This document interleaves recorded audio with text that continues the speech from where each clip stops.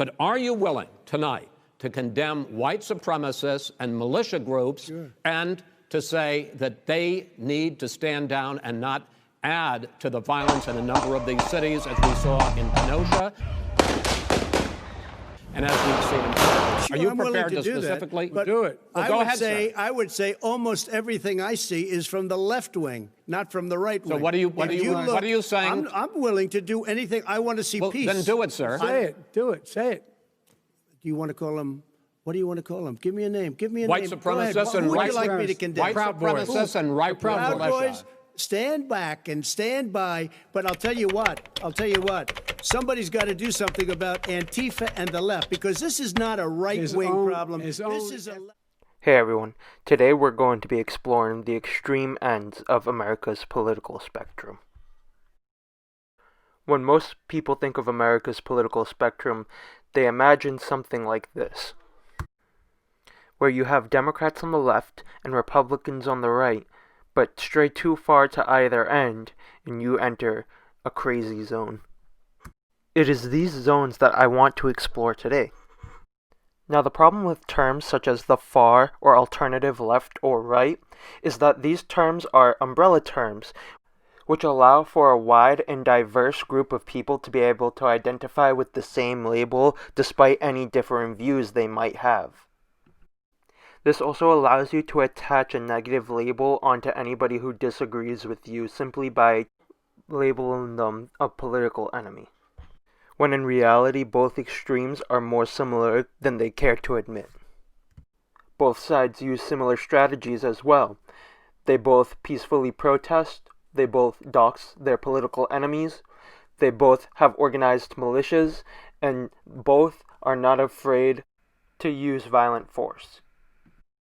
The two militias pictured are from opposite sides of the political spectrum. Pictured in the top is the leftist redneck revolt, and in the bottom is the right-wing militia based out of Kentucky, the 3%ers.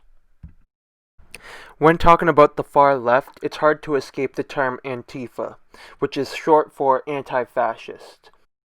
Therefore, anybody identifying with the ideology is simply identifying with an aversion or an opposition towards fascism. The political ideology is first defined in the manifestos of the anti-fascist intellectuals, which was a response to the manifesto of the fascist intellectuals, both published in 1925, during the rise of Mussolini in Italy. Anti-fascism quickly spread throughout Europe and North America. The political movement would gain traction particularly in times of social unrest and government oppression. The most recent wave of anti-fascism in America came in response to the election of Donald Trump as the United States President in 2016. Donald Trump's America has been defined by social unrest, which has only increased throughout his time in office. In 2016, co-founder of Vice Media, Gavin McInnes, helped found the Proud Boys, a far-right neo-fascist, male-chauvinistic organization which promotes and engages in political violence. And although they officially reject racism, several of its members have been affiliated with white supremacies, and the group has been seen at several racist events. The group claims to be an oppositional force against the left-wing and progressive groups such as Antifa. Violence is a requirement to be a part of the group. The Proud Boys are one of only many alt-right groups in America, however.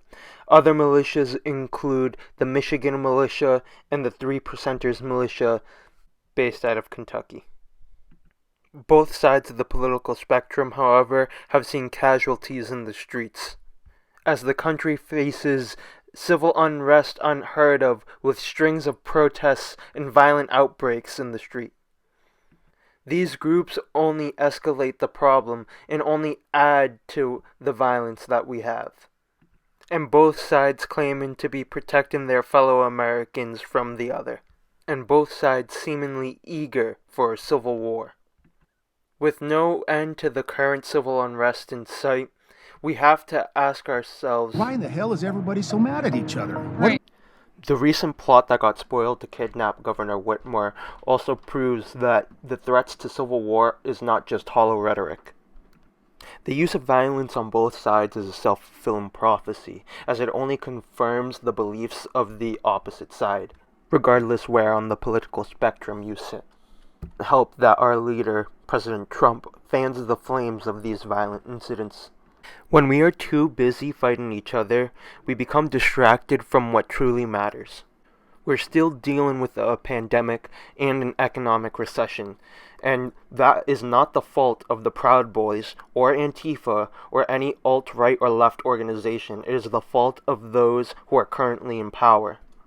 These organizations prey on the common fear of the loss of your lifestyle, which is only perpetuated by the current administration in their failure to perform in office. And with these violent incidences growing in grandeur and scale, we have to ask ourselves, when is the escalation going to stop?